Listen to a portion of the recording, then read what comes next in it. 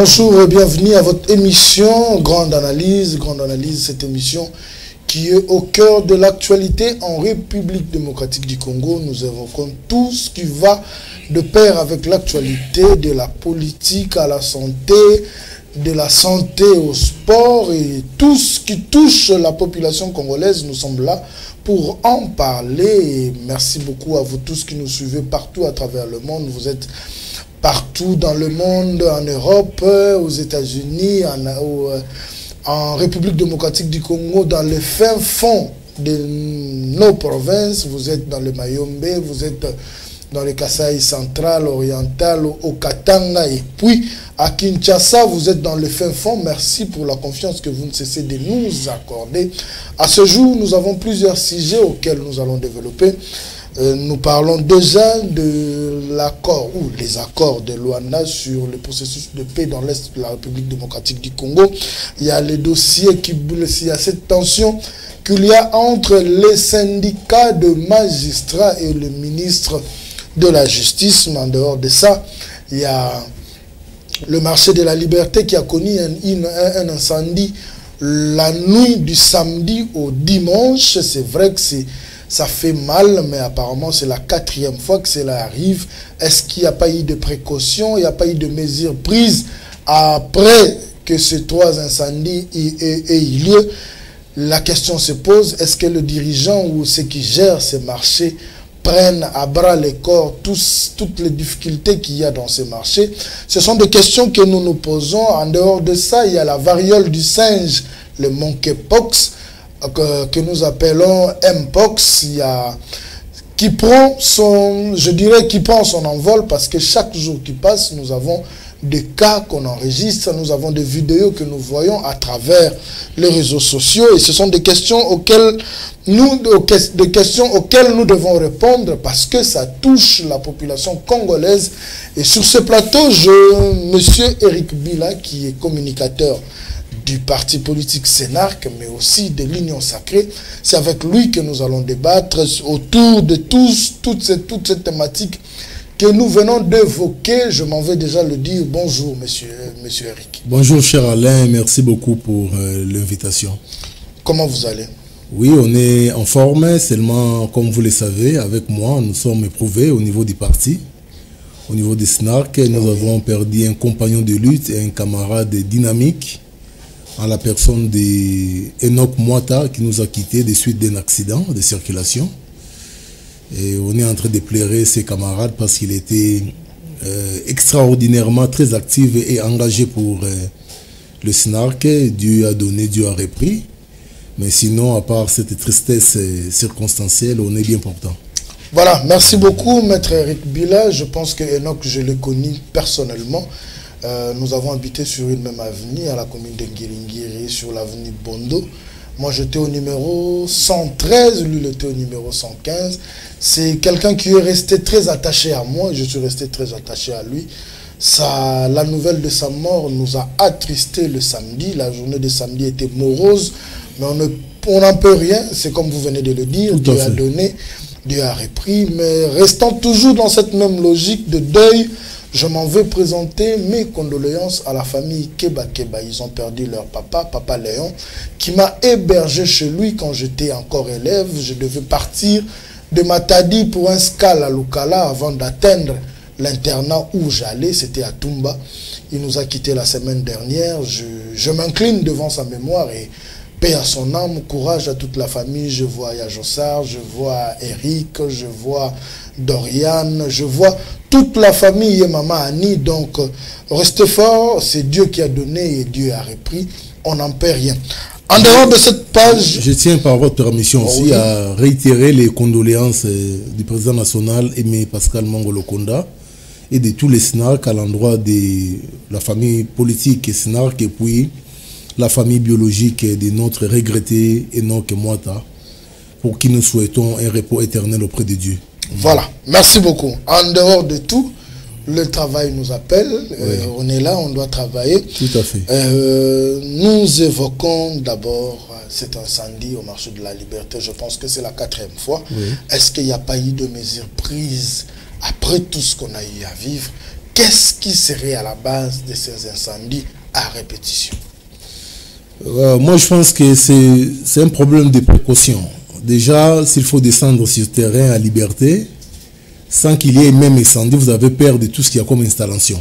Même dans un rythme ordinaire de vie, ça craint. Ça craint. C'est-à-dire que vous vous sentez en insécurité électrique à un niveau où vous n'aurez pas d'idée.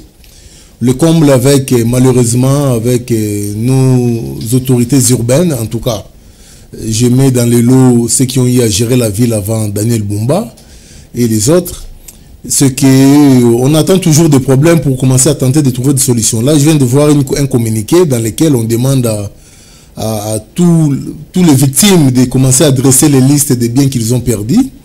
Vous comprenez, là où commencent les solutions des problèmes. Donc, on vise d'abord à, entre guillemets, à réparer les biens des personnes perdues, bien gaspillées, bien gâchées, pendant que la mère et la solution primordiale à trouver, c'était d'abord de voir pourquoi il y a recrudescence de ces incendies. Qu'est-ce qu'on doit faire pour que ça ne revienne plus. Et puis, ces marchés, il y aura même un nombre déterminé d'installations électriques à y mettre. C'est tout le monde qui vient avec sa cabine téléphonique, qui met ses chargeurs. Tout le monde vient avec sa machine à coudre. C'est désolant. Et tous ces fils de un demi qui traversent les avenues du marché. Que des raccordements frauduleux. À la suite, à la vue des procureurs, c'est une infraction. Le raccordement frauduleux. On peut arrêter une personne pour ça. On doit d'ailleurs arrêter, même pas on peut. C'est triste que ça revienne encore. J'ai vu madame la première ministre descendre sur terrain. C'est bien bon. Autant pour la 7e fonds descendant toujours sur terrain, si on ne trouve pas de solution. Donc rapidement, je pense que la SNEL, en collaboration avec la ville de Kinshasa, avec les comités de gestion, parce qu'il y a un comité de gestion permanent de ces marchés de liberté, qu'ils se mettent, qu'ils créent une tripartite pour voir dans quelle mesure finir rapidement les problèmes. Parce que si on ne trouve pas une solution adaptée à la situation, attendez-vous à un autre incendie les jours à venir. Mais curieusement, nous avons vu Madame la Première ministre, le ministre de l'Intérieur, le gouverneur de la ville, le gestionnaire du marché. Mais curieusement, on n'a pas vu le ministre des ETPR, nous n'avons pas vu le ministre de l'Énergie, alors que les infrastructures dans ces marchés-là aussi causent problème. Nous avons des caniveaux non curés, nous avons ces raccordements frauduleux dont vous venez de parler présentement. Ils ne se sont pas présentés. Est-ce que c'est une façon pour eux de se dire, bon, ce qui est arrivé, ça ne nous concerne pas? Bon, déjà dans l'essence de la représentativité, Madame Judith Soumine incarne le gouvernement. Je pense que déjà par sa présence... Mais la présence du ministre sectoriel aussi était importante. Oui, sous un format, oui. Mais sinon, moi, je pense que les problèmes ne se posent même pas en termes de présence physique. Les problèmes se posent en termes de présence opérationnelle dans le sens des solutions. C'est-à-dire, si ils peuvent venir, comme ça a toujours été le cas, des mesures à donner, comme on a toujours dit tous ces derniers temps, être prises, mais s'il n'y a pas applicabilité, c'est une perte de temps.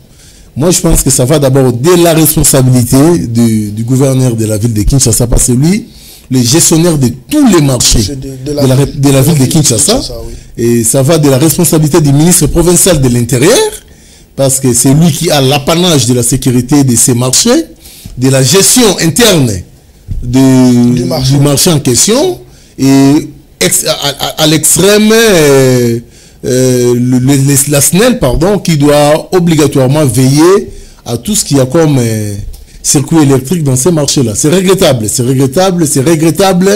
qu'on attend toujours des problèmes pour qu'on trouve des solutions. C'est le même cas à Matete. Oui. À Matete, il faut beaucoup de... Je vous salue, Marie, quand vous passez le long de tous ces marchés-là. Oui, c'est-à-dire vous avez tout à votre portée pour que le pire arrive. Donc c'est regrettable. J'en interpelle le gouverneur actuel de la ville de Kinshasa, Daniel Bumba, et que le plus rapidement possible avec son ministre de l'Intérieur, je ne sais pas actuellement si c'est qui, qu'il puisse trouver rapidement des solutions. Oui, en fait, c'était le sujet qui devait commencer l'émission. Mais en dehors de ça, nous avons la variole de singe qui vient avec une vitesse qu'on ne peut pas arrêter dans la ville de Kinshasa. Nous avons des cas à Barumbu, nous avons des cas à Ngiringiri. Et à l'heure actuelle, c'est dans pratiquement 4 ou 5 jours, la rentrée scolaire, quel est le risque que nos enfants sont en train de subir? Surtout qu'à ce jour, le ministère de la Santé, je ne parle pas du ministre, le ministère de la Santé ne va pas avec une grande vulgarisation de la dite épidémie. C'est vrai que c'est un groupe restreint de médias qui le font, alors qu'à ce jour, nous sommes à plus de 100 médias. Qu'est-ce que vous pouvez dire par rapport à cette épidémie qui bat son plein, non seulement dans la ville de Kinshasa, mais partout à travers la République? Non, déjà, d'entrée de jeu, pour nos enfants qui doivent regagner le chemin de l'école dans une semaine, je pense que la meilleure des mesures à prendre, c'est d'abord de reporter, de retarder cette rentrée scolaire. Je regarde les caméras sérieusement. Donc, s'il y a lieu de retarder ou de repousser à une date ultérieure, ou encore à une date où les précautions seront prises au niveau des écoles, pour que nos enfants ne puissent pas aller attraper la maladie du moment où c'est une épidémie contagieuse. C'est-à-dire ça se transfère un peu comme l'Ebola, c'est en équivalence hein, en termes de mode de transmission. Voilà, donc il suffit seulement d'un contact, c'est fini. Et voilà qu'à Kinshasa, les gens se contentent à suivre Musée Kindingu, à rester dans le bistrot, passer le temps, pendant qu'il y a un danger qui nous guette. Un danger sérieux qui nous guette. Et c'est regrettable qu'on ne puisse pas sentir le coût, les répondants de l'autorité publique de tutelle à hauteur du risque de la maladie. Et je pense qu'à l'heure des choses, les précautions doivent être prises ensemble avec le ministre de l'Intérieur, le confrère Jacquemin Chabani. Il n'est pas là seulement pour la sécurité des personnes et de leurs biens. Quand on dit sécurité des personnes, ça rentre même dans les cadres sanitaires. C'est comme ça qu'il faut comprendre l'attribution en question. Mais sans vous prendre au mot, il y a le ministre de la Santé provinciale qui a dit que Kinshasa est en danger. Oui. Ça, j'ai apprécié ce courage-là, oui, qu'ils le disent. Parce que aujourd'hui, les Kinois ne savent pas. Nous avons essayé de faire un reportage sur ça. Quand vous posez à un Kinois, Oyebi, Mpox, Tomokepox, Nini wana susu. Vous êtes censé l'expliquer. Oui, il a bien noté. Mais alors que c'est une maladie, c'est une épidémie qui vient à grande vitesse. Le ministre de la Santé provinciale a essayé de montrer, à faire voir à la population. Mais ça, c'est la méthode dont cela s'est fait, c'est ce que nous déplorons. C'est-à-dire, il y a des médias choisis qui sont minimes, alors qu'à ce jour, nous sommes à plus de 150 médias dans la ville, seulement dans la ville de Kinshasa. Et alors, si on devait prendre toute l'étendue de la République, est-ce que vous pensez que la capacité ou la manière avec laquelle le ministère national communique sur l'épidémie vaut son pesant d'or? Non, ça ne vaut pas son pesant d'or. Il n'y a même pas une communication sur eux. C'est comme vous le dites là. Moi, c'est à peine que certaines personnes viennent me consulter en tant qu'analyste politique, mais des trucs comme ça. C'est parce qu'il n'y a pas de mobilisation. L'État congolais, le problème c'est quoi? L'État ne s'impose pas sur le plan communicationnel vers les structures de base. Tout le monde, à 90%, tous les Congolais vont à l'église le dimanche. Ça, c'est un acquis. En tout cas, si pas 90%, en tout cas, mettons... maximum 70%. C'est 70%. Oui, effectivement. Les gens vont dans les églises. Nous, du côté, nous à l'église catholique, les messages passent chaque jour, mais ça doit être le cas dans toutes les communautés, sur instruction de l'État. Et non seulement sur instruction de l'État, les mesures d'application pour éviter la contamination de la maladie doivent être d'application. On ne doit pas attendre le pire. On ne doit pas attendre le pire. S'il est même question de limiter les mouvements de sortie en termes d'air, en termes de fréquentation, ça vaut la peine. Ça vaut la peine. Parce qu'on a déjà un problème structurel des installations sanitaires à Kinshasa. Ça, c'est un problème permanent. Un problème réel et permanent. Alors, si déjà à ce niveau, ça pose problème, et si jamais la maladie nous y mixait à hauteur, vous comprenez ce que nous devenons? D'abord, de façon... Nous avons des marchés qui ne sont pas très bien entretenus. Des marchés sales, il faut le dire comme ça. Très sales. Nous avons les transports en commun qui posent encore problème. Il n'y a pas un seul marché à Kinshasa, mon frère, sans prendre la parole, un seul marché propre à Kinshasa. Il n'y en a pas. Tous les marchés de la ville de Kinshasa sont des poubelles.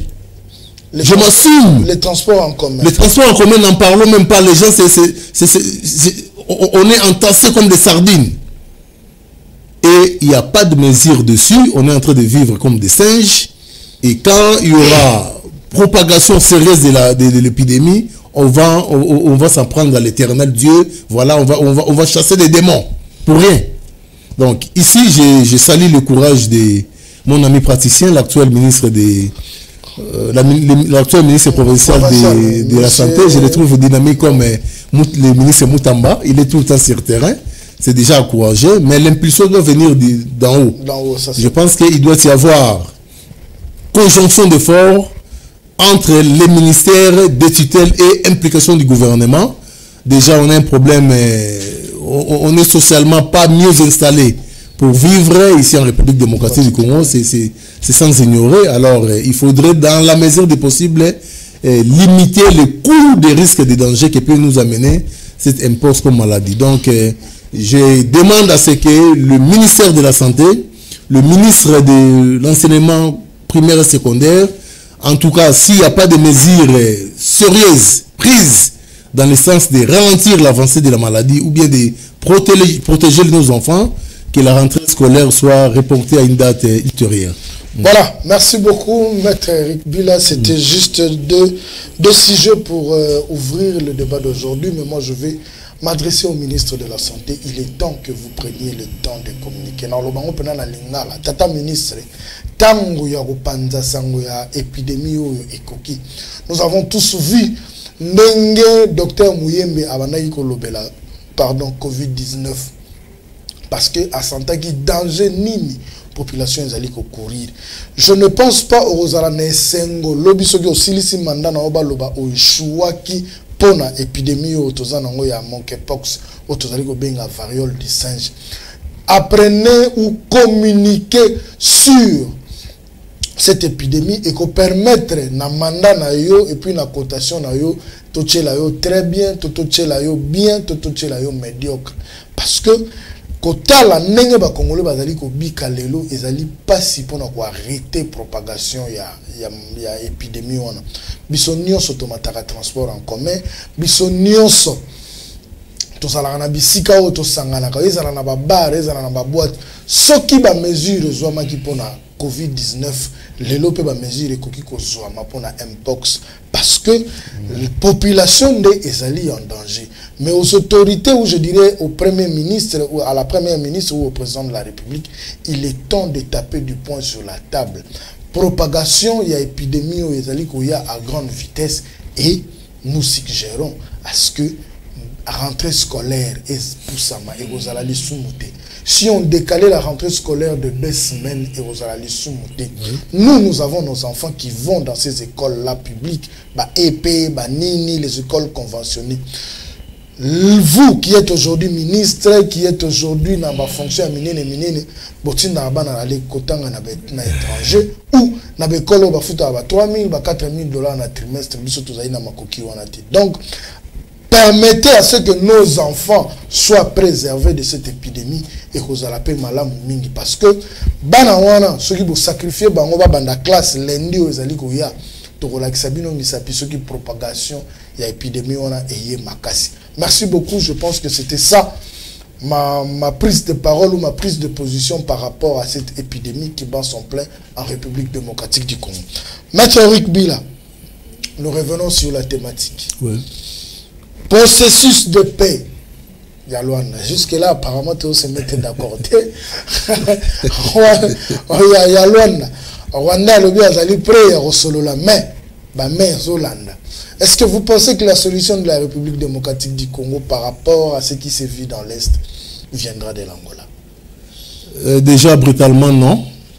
Brutalement, non, parce que, une fois, je l'ai dit ici avec vous, quand on parlait du génocauste. Effectivement. Je vous ai dit par une phrase ici que les négociations entre la République démocratique du Congo et le Rwanda pour cette histoire de guerre de l'Est n'aura tout son sens d'équilibre que le jour où les Rwandais vivront ce que nous vivons d'eux ici en République démocratique du Congo. Tout partira de ça. Ils font tout ce qu'ils sont en train de faire à la place qu'ils savent qu'ils sont en position de force. seulement. Et ils se disent finalement que c'est une guerre existentielle, notre existence d'État est fonction de ce que nous allons piller en République démocratique du Congo. Si on arrive à négocier pour la fin de cette guerre, c'est notre malheur qui commencerait. Alors, tant mieux qu'on le tue, qu'on le pille, qu'on fasse semblant de négocier avec eux pour qu'à la fin, on se rétracte pour ne pas respecter les accords que nous aurons signés. C'est ça la logique rwandaise, c'est ça la logique ougandaise, c'est ça même la logique de la communauté internationale qui soutient les M23 via les Rwandais. Mais est-ce que je toujours pensé à cette question, est-ce que tout ce que nous traversons n'est pas de notre faute? Parce que le président de la République, pour chercher de faire taire les armes dans l'Est, avait permis à ce que nous puissions traiter l'or du sous-sol congolais avec les Rwandais. Et aujourd'hui, quand vous leur dites de ne plus venir traiter, vous ne voyez pas que c'est nous-mêmes qui avons ouvert les portes avant que nous nous retrouvions vers les Émirats Arabes Unis pour le traitement d'or. Mais avant ça, nous avions donné la passe aux Rwandais, selon les dires du président de la République. C'était une façon pour lui d'apaiser nos voisins qui se disaient qu'ils pouvaient venir exploiter chez nous. C'est ce qui faisait qu'ils viennent avec des groupes armés, mais qu'ils pouvaient maintenant venir d'une manière légale, exploiter chez nous et repartir. Est-ce que vous ne pensez pas que c'est nous-mêmes qui avons ouvert nos portes? Non, le problème ne commence pas par cette passation des marchés. La guerre de l'Est ne commence pas avec ça. La guerre de l'Est commence avec même Mobutu, le feu président Mobutu. Non, s'il faudrait remonter l'histoire, je pense que cette histoire de guerre, ça fait suite à beaucoup d'analyses internationales faites par des Occidentaux qui ont finalement compris que la République démocratique du Congo pouvait jouer un rôle très existentiel pour leurs États et qu'il fallait les maintenir dans une situation de faiblesse militaire au niveau de l'Est du pays pour que ces États puissent finalement vivre ordinairement comme États. C'est pourquoi on a toujours dit en diplomatie, il n'est pas intéressant de dire un vrai oui ou un vrai non. C'est-à-dire que la volonté manifeste du chef de l'État dans l'essence de ces partenariats avait toutes ces raisons d'être. Parce qu'il fallait finalement leur proposer des droits, ce qu'ils voulaient, entre guillemets. Parce qu'il s'agissait d'un accord. C'est comme si vous allez dans une fête, on vous sert à manger, mais vous arrivez à voler les morceaux qu'on vous donne pour manger vous-même. C'est-à-dire, vous comprenez, il a tenté cette démarche dans le sens d'apaiser les tensions entre États, dans le sens de chercher un terrain d'équilibre entre États au niveau de l'Est pour que les choses puissent aller de façon sincère entre les États, c'est ce qui n'a pas été le cas. Aujourd'hui, ça ne sert plus à rien de commencer à réfléchir autour du problème parce que le problème est connu. Il faudrait commencer à réfléchir. Le problème, c'est à l'externe, je dis bien à l'externe. C'est le Rwanda et la communauté internationale. Mais cette même communauté internationale condamne le Rwanda par rapport à ses prises de position. C'est ce qu'on appelle en jargon quinois, en patois quinois, Tindika Tsakal. C'est ça.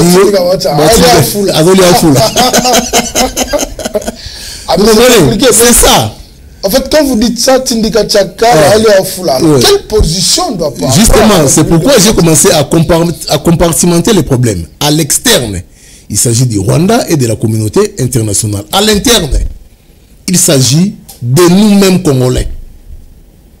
Alors, s'il faudrait maintenant commencer à trouver des solutions à l'interne, parce que la solution externe est fonction de la position que nous allons avoir. Voilà, c'est ça. Sur le plan interne, on n'a plus à se voiler la face. Il faut qu'il y ait effectivité de la cohésion nationale.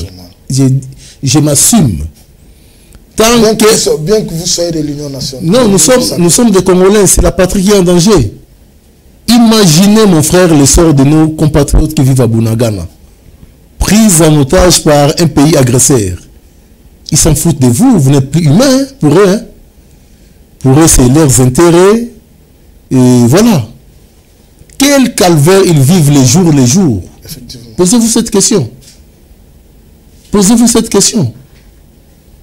Les circuits monétaires, comment ça fonctionne? Les institutions installées là-bas, qu'est-ce qu'ils sont devenus finalement? À l'interne, il faut la cohésion nationale. Quand je dis cohésion nationale, il faudrait rapidement qu'on tienne un dialogue autour de la question de l'Est. Pas un dialogue autour d'un partage des pouvoirs, mais un dialogue franc et sincère, sans couleur politique. Un dialogue des Congolais. Rapidement, et le président de la République doit enlever tous les égos du chef de l'État qu'il peut avoir pour le bien de la nation. Il doit écouter l'opposition, réunir l'opposition, la société civile, toutes les forces vives de la nation pour qu'on puisse aller à une solution définitive pour cette question de l'Est. Qu'il ne s'amène pas avec des solutions qui lui sont propres. Que l'opposition également ne s'amène pas avec leurs propres solutions préalables. Mais qu'on parle en tant que Congolais pour nos frères de l'Est. Qu'il ne puisse pas s'agir d'un dialogue où la finalité serait la réforme institutionnelle, le partage des pouvoirs. Il y en a eu pour le partage des pouvoirs, les gens courent derrière. Mais voyez-vous avec combien de ralentis cette question de l'Est n'est pas mobilisatrice de beaucoup de camps politiques.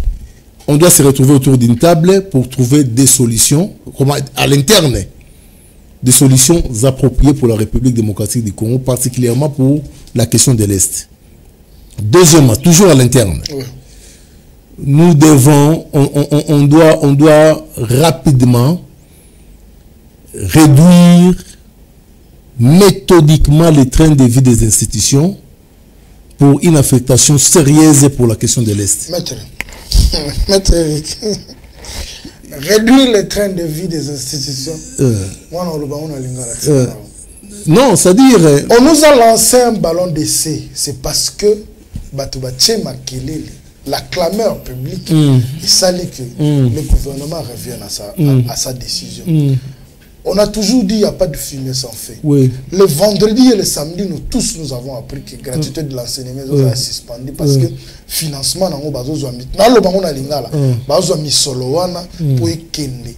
pour un effort de guerre. Les enseignants avant à classe à 500 $ au taux du jour ou rien. Aujourd'hui, on leur ajoute, je crois, 39 $ équivalent à 100 000 francs. Nulle part. On a parlé de... En termes de charroi automobile, que le ministre m'a fait 2 ou 3 000 tout cas. Tout le monde a un ministre de Bimaka. Bimaka na mituka. Des fois, bazo concurrencer cortège et président. 5, 6 véhicules. Tous ces véhicules sont pris en charge par l'État. Aucun ministre, je regarde la caméra, n'acceptera pas le salaire n'a 100 $ pour nous baxer la militaire. C'est pourquoi je dis, Dieu merci pour moi, j'ai en face de moi un politique. Vous êtes de l'Union sacrée, mais les politiciens congolais, moi, je le dis sans avoir froid aux yeux, j'ai compris que vous êtes un peuple congolais. Vous vous servez de la population congolaise pour vous faire élire. Une fois élu, les intérêts des Congolais, vous les bypassez. Je prends seulement cet exemple. Ce qui est l'eau, un enseignant comme un salaire minimum de 500 $. En quoi ça déstabilise un ministre? Le ministre, à en croire l'ancien député ou le député honoraire Molière, la législature passée, touchait 42 000 $. Un enseignant vous touche à peine 458 000, 600 000. Ne serait-ce que 500 $ na taux du jour. 500 $ aujourd'hui, na taux du jour, c'est 1 500 000. Mais vous avez les ministres, vous touchent maximum 40 000 $. Mettez ça en fond, vous sentez les coûts. Vous pensez que ces ministres-là sont prêts à réduire leur train de vie.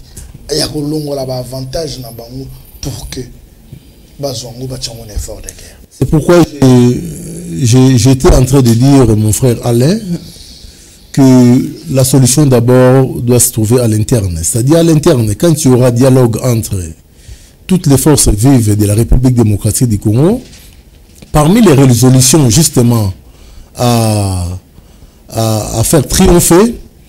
Et notamment, il sera question de la réduction du train de vie des institutions. Ici, en République démocratique du Congo, notre plus grand problème, c'est qu'on n'a pas un contrôle citoyen sérieux. Les gens se limitent à se plaindre. Mais qu'est-ce que nous devons faire? Non, c'est justement ce que nous devons faire, que ces assises puissent avoir pour impulseur la population congolaise et que les résolutions à prendre, c'est pourquoi j'avais dit on doit enlever les casquettes politiques. Mais c'est pas facile. Non, c'est-à-dire, justement, c'est cette manque de facilité, c'est le prix à payer pour cette question de l'Est. On doit se sacrifier, en commençant par les chefs de l'État jusqu'au dernier Congolais. L'effort de guerre, c'est pas seulement la réduction des trains de vie des institutions. Ça doit suivre même les plus petits Congolais, s'il existe. À l'époque de Mouzé Kabila, il y avait un fonds affecté où l'on arrivait à prendre un petit rien dans les salaires de tous les Congolais pour que cela soit affecté pour la guerre du temps de Mouzé Kabila. Ça doit être refait avec nous et refait de façon rigoureuse à l'endroit des personnes qui sont prises en charge par la République, notamment tous ces députés que vous citez, tous ces ministres aussi. Lors des assises, un conseiller dans un ministère vous touche plus de 3 millions de francs. Pour rien, il faut ajouter pour rien. Pour rien, parce que seulement il vient avec une costume le matin, le soir il rentre chez lui, voilà. Donc, parmi les résolutions, je suggère la réduction des trains de vie des institutions et avec l'instauration de l'effort de guerre. Les chefs de l'État doivent prendre position sur le plan international. On a toutes les preuves que la communauté internationale appuie le Rwanda, appuie l'Ouganda. Ce n'est plus à cacher. Ce n'est plus à cacher. Vous savez, aujourd'hui, on doit se le dire, militairement, sur le plan logistique, sur le plan armement, nous ne faisons pas la guerre contre le Rwanda. Nous faisons la guerre avec la communauté internationale qui arme les Rwandais, effectivement. Tous ces multinationales qui ont besoin de piller la République démocratique du Congo en termes de ressources, se cachent derrière les Rwandais et leur dotent des moyens d'un armement pour que l'on soit débouté de toute force à l'est du pays. Alors, on doit prendre position. Moi, j'avais aimé déjà cette volonté d'aller vers les BRICS. Vous êtes sans ignorer, le BRICS, c'est cette union d'États qui prône les partenariats gagnant-gagnant entre États. En tout cas, il faudrait se positionner, qui ne risque rien à rien. Parce qu'avec cette fameuse communauté internationale, on va marquer les pas. Déjà, vous constatez vous-même, juste après les assises ici, il y a déjà une violation de cessez-le-feu. L'armée ne doit pas se contenter à se plaindre de violations de cessez-le-feu. Il y a un communiqué de l'armée qui a circulé hier.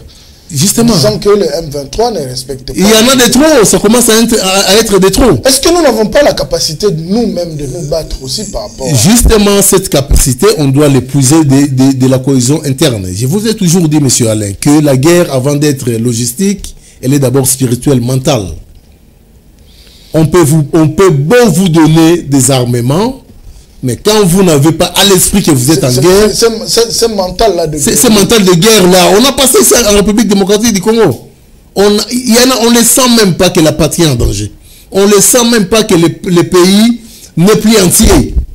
On ne sent même pas qu'on est en train de nous prendre notre pays. Donc, une cohésion nationale, dialogue sincère entre Congolais sans partage de pouvoir, uniquement question de l'Est, réduction des trains de vie des institutions, sans partage de pouvoir, réduction... Non, soyez optimiste. Politicien congolais, ailleurs avant de tour d'une table. Oui. Est pays. Et Sili. A eu pouvoir te. Non, c'est-à-dire à sauver Mboka. A eu pouvoir te. À sauver Mboka. À sauver Mboka. Non, il faut se sacrifier pour la nation. Les politiciens congolais vous diront, et ils sont dans les mangeoires, nous ne sommes pas dans. Non, le problème c'est quoi? C'est comme une fois, j'avais aimé Oazé quoi, dans un disque comme ça, il disait, comment on peut arriver à commencer à dire à une personne, c'est-à-dire vous les poussez à continuer à violer. C'est-à-dire, les jours où il violera l'enfant d'une personne tenace, à Zouy, à Tienne, à prison, c'est le jour où tout s'arrête. C'est un peu ça avec les politiciens congolais. On a toujours l'habitude de la perdième.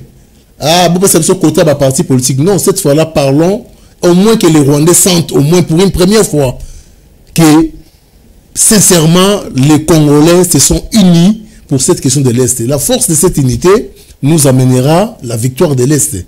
On est en train de perdre à l'Est du pays, d'abord parce qu'il n'y a pas mobilisation nationale, que nous sommes en temps de guerre, parce que les cordons sont déchirés, séparés, c'est-à-dire il n'y a pas d'unité nationale. Et quand on part en ordre dispersé dans une guerre qui concerne toute la nation, l'autre part des discordances profite à l'ennemi. Profite à l'ennemi. Qu'on puisse prendre des résolutions sérieuses autour d'un dialogue sérieux, qu'on installe l'effort de guerre, qu'on puisse doter nos militaires de moyens conséquents. Je suggère qu'on puisse intégrer sans réfléchir activement les BRICS. Okay. À nos risques et périls, au moins pour qu'on puisse sauver nos compatriotes de l'Est. Et rassurez-vous, avec ces formats d'orientation, je pense qu'on pourra quand même trouver des avancées au niveau de l'Est des pays. Et surtout, j'ai fini par là, les Rwandais font la tête en République démocratique du Congo parce que nous ne faisons pas ce qu'ils font chez nous. Je ne le dirai jamais assez. Les jours où ils commenceront à pleurer des gens comme nous les pleurons à l'est du pays chez eux, la solution, d'abord ils sont petits géographiquement. C'est-à-dire, ils sont pas, c'est-à-dire, comme le disaient les chefs, à la moindre escarmouche, si on commence à réagir à l'auteur de la grandeur du Congo, qu'ils pleurent comme nous. Mais c'est cette réaction qui manque et qui fait que nous soyons faibles. Justement, cette prise de position doit requérir la validation de la cohésion nationale. Il ne faudrait pas que les chefs prennent cette décision pendant qu'il n'a pas encore fini tous les problèmes à l'interne avec les couches politiques. C'est un préalable important. De suite, d'un dialogue sincère pour la question de l'Est du pays, ça pourrait être parmi les résolutions. Là, on est au moins sûr qu'on est hors du rouge, hors du bleu, hors du noir. On est dans le blanc. Le blanc, c'est la République démocratique du Congo. Donc, c'est une prise de position que les chefs avaient souhaité, mais qui préalablement, obligatoirement, doit requérir la validation nationale de tous les Congolais. Voilà. Maître Eric, nous allons prendre... C'est vrai que nous courons derrière le temps, mais on ne peut pas s'en passer. Ouais. Vu votre vie professionnelle, nous devons quand même parler de cette guerre qu'il y a entre le magistrat et le ministre de tutelle. Le magistrat crie à l'ingérence et à la prise de décision, à la substitution du parquet ou de juge, du ministre qui prend des décisions unilatéralement, libérant des gens à la prison. Ils se disent que le ministre est en train de freiner leur champ d'action. Et une certaine opinion pense que les magistrats se sentent lésés parce que le ministre est venu boucher tous les canaux qui leur permettaient de percevoir du dû auprès de tous ces justiciables. Et certains sont même allés loin. Une personne m'a posé une question de savoir bazotel mais la constant mutamba pour un salaire ya magistrat et qui n'a entre $500 ti na $1000 mais batambo la vie tout ka $20 000 $15 000 yango balinité mutamba ya kosala ba réforme pour bango balia kabiso misolo. Est-ce que vous êtes d'avis de cette opinion qui pense que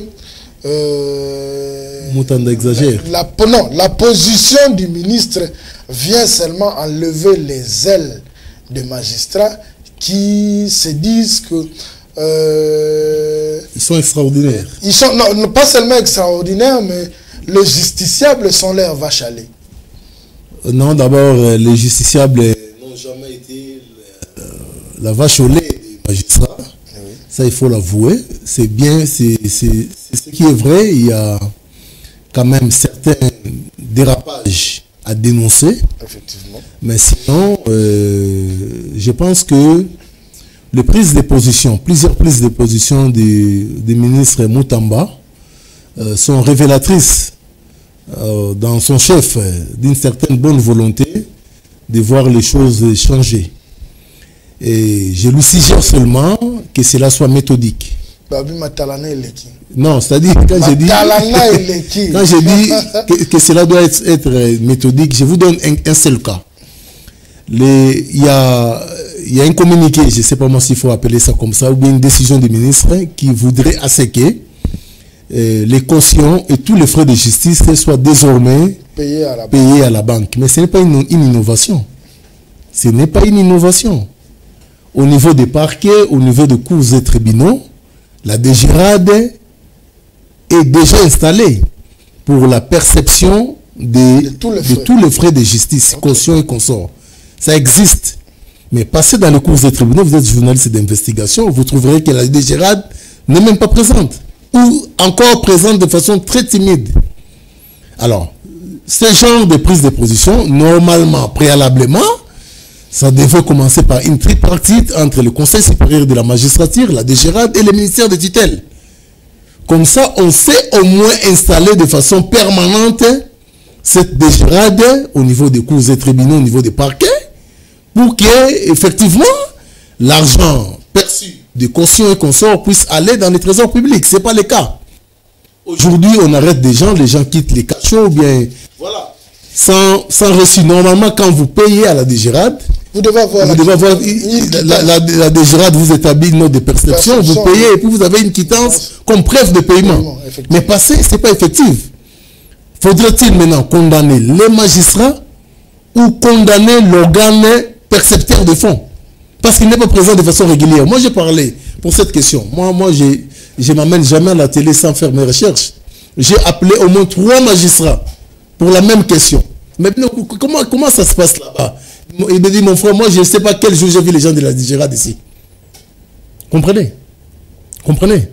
Donc, c'est-à-dire, le go que veut le ministre autour de cette question, c'est bien. C'est déjà existentiel, pas que ça existe, mais il y a un problème d'opérationnalité sur terrain. Okay. Il devait envoyer ses services à la DGRAD, faire une tripartite avec le Conseil supérieur de la magistrature, pour qu'enfin une solution opérationnelle soit trouvée sur place dans les cours et tribunaux. Voilà comment on résout les problèmes. Et dans les oreilles de certaines personnes qui sursautent en disant « Ah, ça allait bien !»